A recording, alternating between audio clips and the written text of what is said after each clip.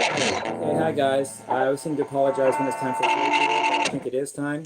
But I have my guitar, as I have been lately, and this time it's about an unusual topic for me, at least probably, which is chords. I feel like I need to talk about them because I haven't really talked about chord theory that much and how I feel about it and how I see it, and maybe teach you a couple things about it. Well, first of all, let me just add about education in general, whether it's engineering like I took at Harvey Mudd College or music like I might have gone to Berkeley College if I hadn't gone to Harvey Mudd. It was between those two. I applied to MIT also, but they didn't take me because for some dumb reason. But anyway, uh, thing about learning, sometimes you learn the details, but it's myopic. You get the details of the Pacific thing, but you lose the general concept of the overall picture. And so rather than talk about chords are structured like this, and this, and then call the that, and that, and that, if they're this and this and this structure, but then there's that. That's very useful. I just want to give a quick overview of how I feel about it in general, the overall big picture of it. And the details are already available, and probably everybody already knows those. So let's just start. I base kind of chords on number of notes in the chord. If you have one note, you don't have a chord, you have a note. If you have two notes, the most common one is called a power chord or a 5 chord because it's usually a root in a fifth. And that's just simply a 2 note, but then you repeat the octave often to make it 1 octave, root, fifth, root.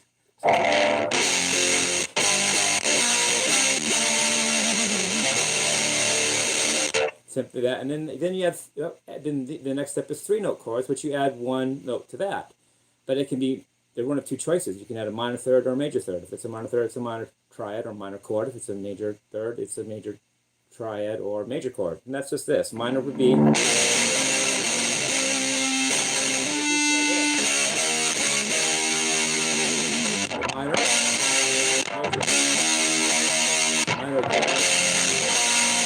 major. You're familiar with those already. Then you have 4 note chords, which are called 7th chords, and there's 3 main types: major 7th, minor 7th, and dominant 7th. So minor 7th, major 7th is.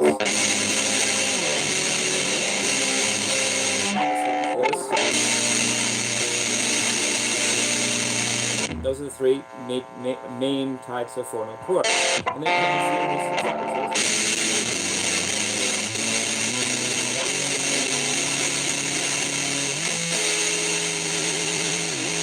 it's from an F sharp major scale. It was just the 1, 2, 3, 4, 5, 6, and then skip the 7th because it's a half diminished 7th, and then the octave, which is the same as the root again, 7th chord. So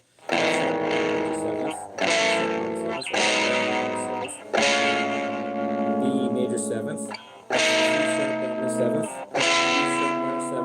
back to major 7th. Okay, so there's that. Then interestingly enough, there's also 5 note chords, and that's when you either extend and then often alter the chord, and a lot of those are called altered dominant chords, but more technically it should be extended altered dominant chords because it's often the note that's added to the 4 note 7th chord that is also altered, such as a 7 sharp 9 chord, which is what Hendrix loved.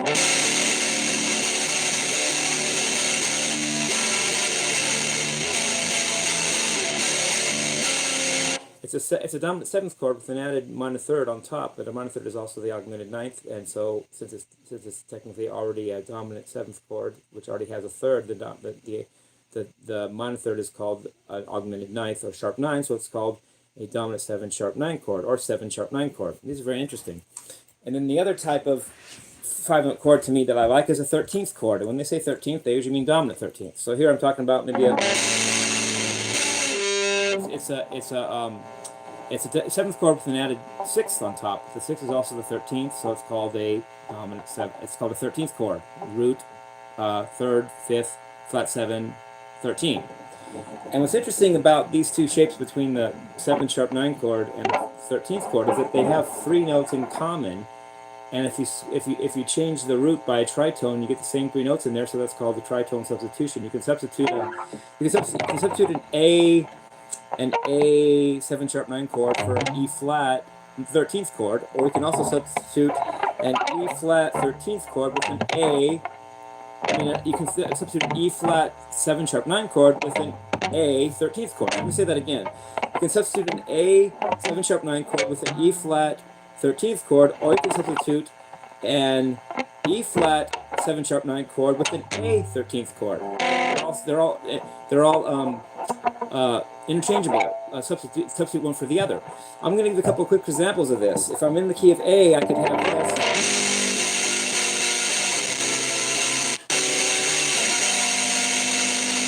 See, that was A to D13 to A 7 sharp 9. But the D 7 sharp 9 could be substituted for an A flat 7 sharp. I mean, no, the D13th can be substituted for an A flat 7 sharp 9, and the E13th can be substituted for a B flat 7 sharp 9. So instead of going, just go.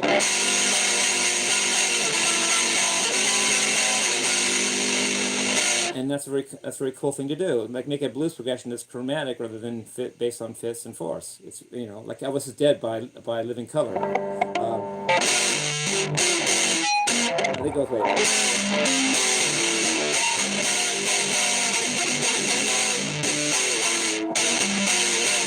that's very cool.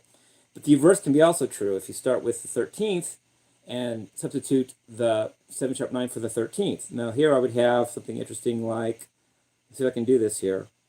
I might have A13.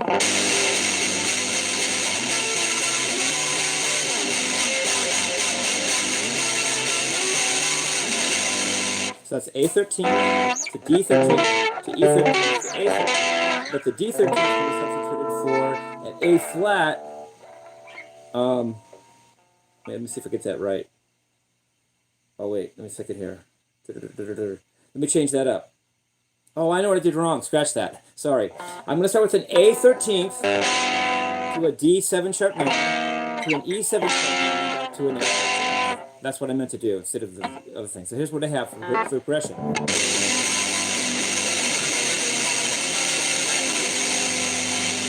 But I'm going to take, so I have A13th, back to A13th. But I can substitute for the D7 sharp 9, I can substitute A flat 13th, and for the E7 sharp 9, I can substitute B flat 13th. So instead of going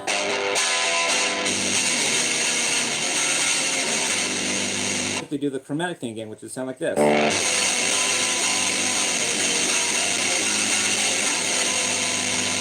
So once again, for Elvis is Dead in version, that would be or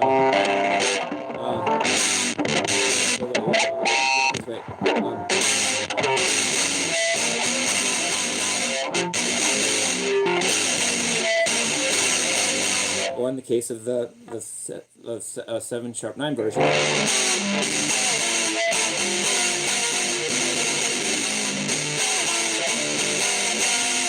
So there's some little clues there, and it's simply because of a common tone substitution for those two steps. Now I'm gonna go a little further out in chords because it's some things you might not have heard of.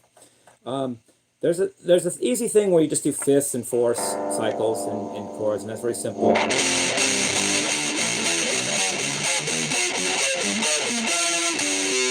But something else is trickier that actually is done. I like its way it's used in Still Rockin' On To Me by Billy Joel, but it's also used by Believer by Randy Rhoads, Ozzy Osbourne. It's when instead of going from the root to fifth to second, you go root,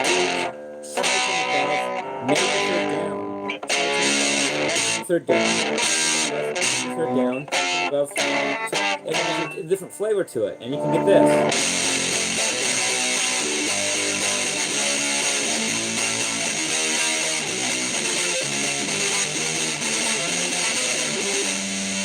Slower and cleaner, or maybe not cleaner, but slower and arpeggiated.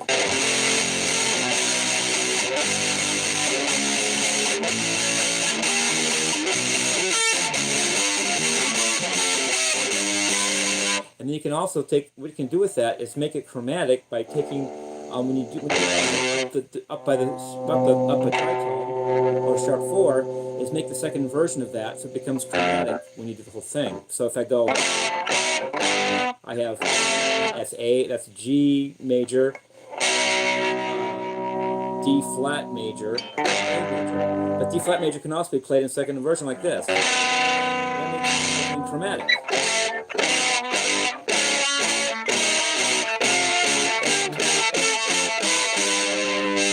fun with more distortion.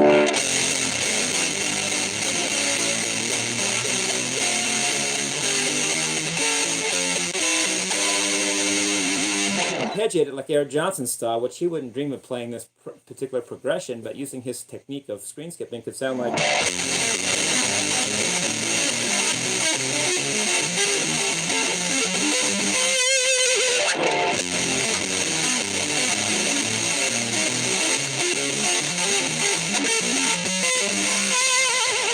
Interesting, and of course in close position would sound like this. Let's do that.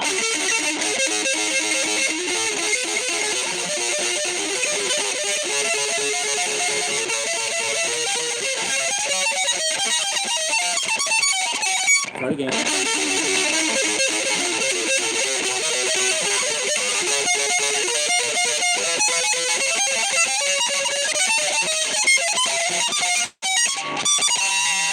Singing.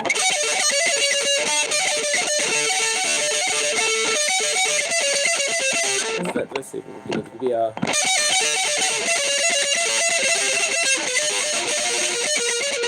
wait, hold on. Let's try it again.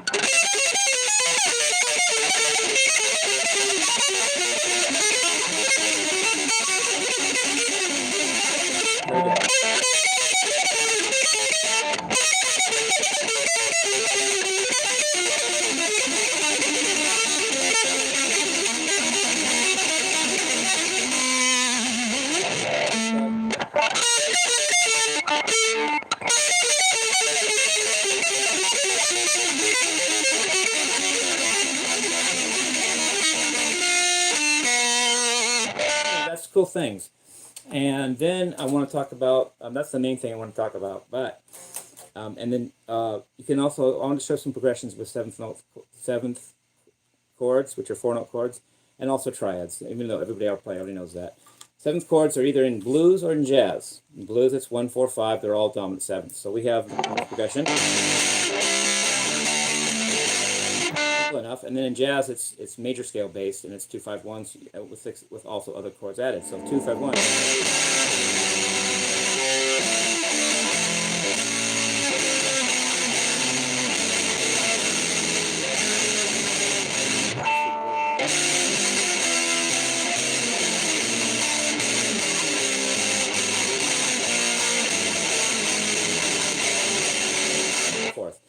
And they can also be substituted. The 5 chord, since it's a dominant chord, can be substituted for the flat 2 dominant 7th chord by tritone substitution to make it chromatic instead of fifth. So you can go.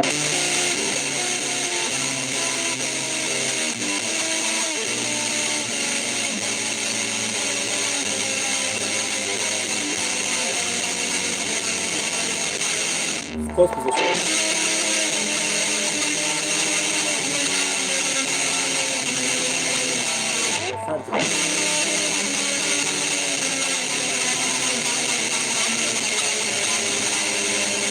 And so forth. And let's do slow some of that down. So instead of, you can go, instead go, to make the rest of it.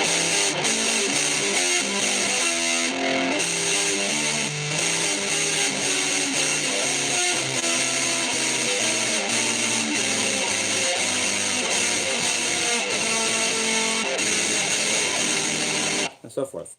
And then one last thing I want to talk, well, and then there's triads. They're usually major key or minor key based. In major keys, it's just 1, 4, 5, and they're all major. In harmonic keys, it's often 1, 4 are minor, and 5 is major. So for a major, you have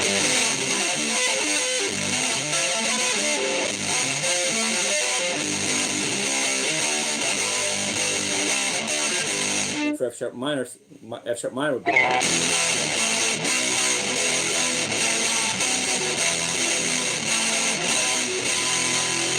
The majors and minors together.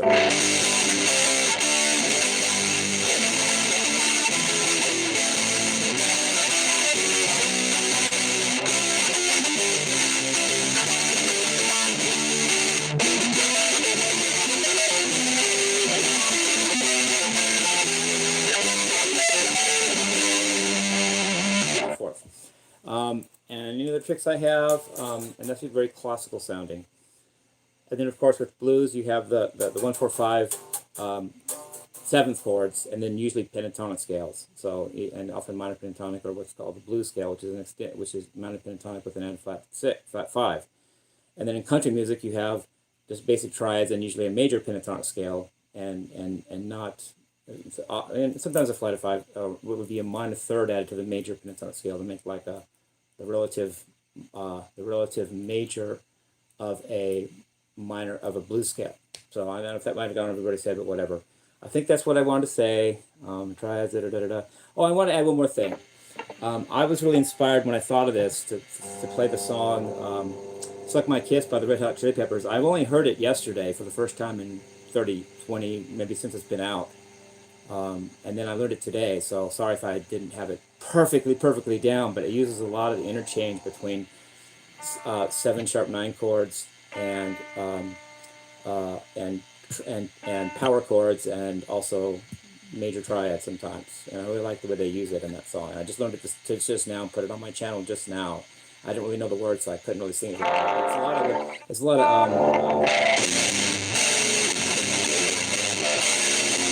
that's then a C sharp 9 chord. So,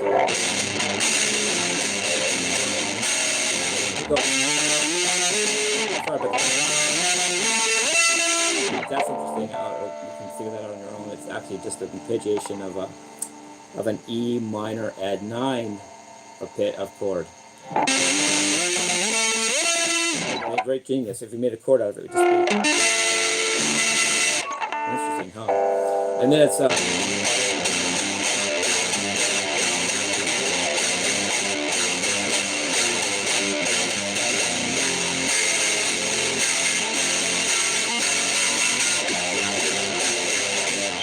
just G 7-sharp 9 to G sharp 7-sharp 9 to 7-sharp 9. So it fits right along with what I've been talking about.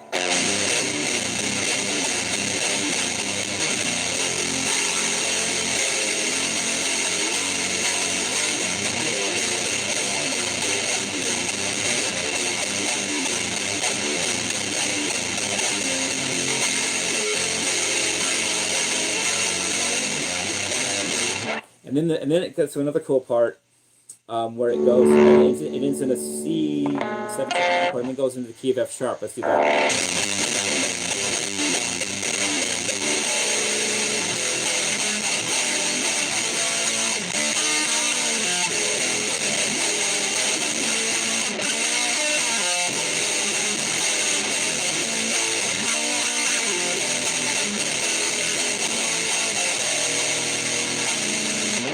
From F sharp 9 to F sharp minor pentatonic, 7-sharp 9, B major again,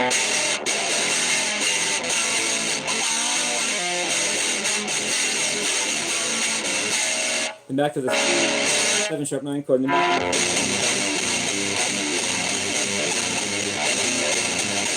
I think that's genius. It's like kind of like Crazy Train, but instead of going between A major and F sharp natural minor, it's more of an A funky Dorian blues to an F sharp funky Dorian blues, but it's still interchange between F sharp minor or F sharp and A major or minor, which are relative keys, because F sharp minor is the relative key to A major. But instead of doing it classically like Randy, when you go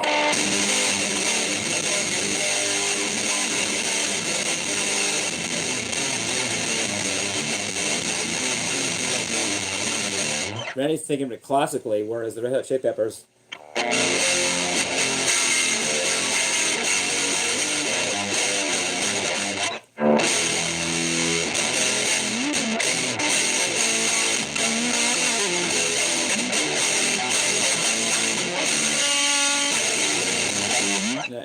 I like how the 90s modern version is a little jazzier and more 7th chording as opposed to the more classical triad version of the 80s.